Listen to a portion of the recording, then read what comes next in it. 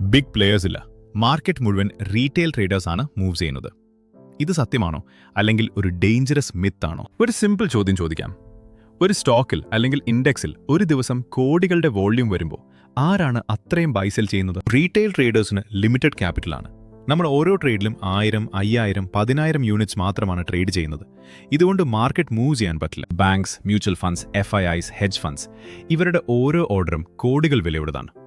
അവർ by ചെയ്താൽ price naturally move ചെയ്യും. ഇപ്പോൾ ശ്രദ്ധിക്കുക, വില ഒരേ റേഞ്ചിൽ തന്നെ ഇരിക്കുന്നു, പക്ഷേ വോള്യൂം ക്രമേണ ഉയരുന്നു. റീറ്റെയിൽ ട്രേഡേഴ്സ് സെൽ ചെയ്യുമ്പോഴും വില താഴേക്ക് പോകുന്നില്ല. ഇത് കോയിൻസിഡൻസ് അല്ല, ഇതിനെ അക്യൂമുലേഷൻ ഫേസ് എന്നാണ് പറയുന്നത്. ബിഗ് പ്ലെയേഴ്സ് പ്രൈസ് ഡിസ്റ്റർബ് ചെയ്യാതെ സ്ലോ ആയി ബൈ ചെയ്യുന്ന സ്റ്റേജ്. ബ്രേക്ക്ഔട്ട് വന്നപ്പോൾ റീറ്റെയിൽ ട്രേഡേഴ്സ് ബൈ ചെയ്യുന്നു, പക്ഷേ ബിഗ് പ്ലെയേഴ്സ് അപ്പോഴേക്കും പൊസിഷൻ ബിൽഡ് ചെയ്ത് കഴിഞ്ഞിരിക്കും.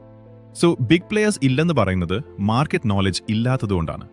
വോള്യൂം, പ്രൈസ് ബിഹേവിയർ, സ്ട്രക്ചർ ഇതെല്ലാം ബിഗ് മണിയുടെ ഫുട്പ്രിന്റ്സ് ആണ്. ബിഗ് പ്ലെയേഴ്സിനെ ഇഗ്നോർ ചെയ്താൽ മാർക്കറ്റിൽ സർവൈവ് ചെയ്യാൻ പറ്റില്ല. മാർക്കറ്റിനെ ഒപ്പീനിയൻ കൊണ്ടല്ല, പ്രൈസ് ബിഹേവിയർ കൊണ്ടാണ് വായിക്കേണ്ടത്.